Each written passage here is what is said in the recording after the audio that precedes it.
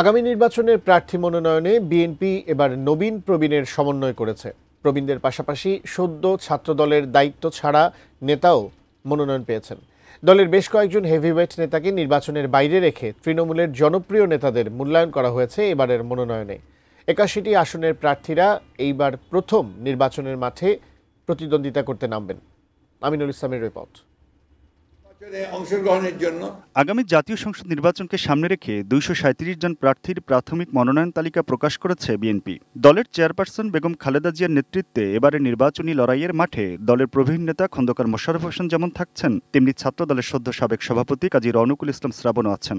যশোর ৬ আসন থেকে ধানের শীষের মনোনয়ন পেয়েছেন এই তরুণ নেতা। এত কম বয়সে আর কেউ দলের মনোনয়ন না পেলেও অন্তত ৮১টি আসন এমন প্রার্থীদের নাম ঘোষণা করা হয়েছে যারা এবারই প্রথম নির্বাচনে প্রতিদ্বন্দ্বিতা করবেন। এই ২৩৭ আসনে দলীয় মনোনয়নের প্রাথমিক তালিকায় যা ১/৩। বাছাইকৃত লাল সরিষার দানা থেকে অত্যাধুনিক কোল্ড প্রেস মেশিনে তৈরি হয় প্রাণ সরিষার তেল, আসল ঝাঁঝে আসল স্বাদে। দলটির নীতি নির্ধারণী ফোরাম স্থায়ী কমিটির সদস্যদের মধ্যে বেশিরভাগই আগামী নির্বাচনে অংশ নিচ্ছেন। এই কমিটির প্রবীণ সদস্য সাবেক স্পিকার জমির উদ্দিন সরকার নির্বাচন না করলেও তার ছেলে ব্যারিস্টার মোহাম্মদ নওশাদ জমির বাবার আসন পঞ্চগড় ১ থেকে মনোনয়ন পেয়েছেন। দলের প্রবীণ ভাইস চেয়ারম্যান, সাবেক বিমান বাহিনী প্রধান ও সাবেক স্বরাষ্ট্র ও বাণিজ্যমন্ত্রী আলতাফ হোসেন চৌধুরীও পটুয়াখালী ১ আসন থেকে আবারও ধানের শীষের মনোনয়ন পেয়েছেন। অন্যদিকে বরিশাল বিভাগের ভোলা ৪ আসন থেকে ৯০-এর স্বৈরাচার বিরোধী আন্দোলনের নেতা ও ডাকসুর সাবেক এজিএস নাজিমুদ্দিন আলমের বদলে দল বেছে নিয়েছে অপেক্ষাকৃত তরুণ যুবদলের সাধারণ সম্পাদক নুরুল ইসলাম নয়নকে। আর বরিশাল ৪ আসনে দলের মার্কা দেওয়া হয়েছে স্বেচ্ছাসেবক দলের সাধারণ সম্পাদক রাজীব আহসানকে।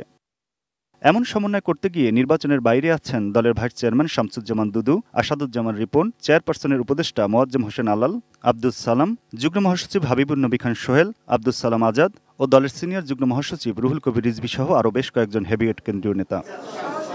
দলটির নীতি নির্ধারণী ফোরামের সদস্য হাফিজউদ্দিন আহমেদ বলছেন, সামনের দিনে রাজনীতির কথা চিন্তা করেই এই নবীন প্রবীণের সমন্বয় করা হয়েছে। নবীন প্রবীণ মিলিয়েই তো আমাদের যাত্রা। রাজনীতিতে সবার প্রয়োজন আছে, তরুণদের উদ্যম যেমন প্রয়োজন, তেমনি অভিজ্ঞতাও অনেক প্রয়োজন। এই অভিজ্ঞতা এবং তারুণ্যের মিশেল দিয়েই বিএনপি ইনশাল্লাহ আগামী দিনে নির্বাচনে ভালো ফলাফল করবে। প্রবীণের অভিজ্ঞতা আর নবীনের শ্রম দিয়ে এই নির্বাচনী বৈতরণী পার হতে চায় BNP. Aminul Islam, ATN news, Dhaka.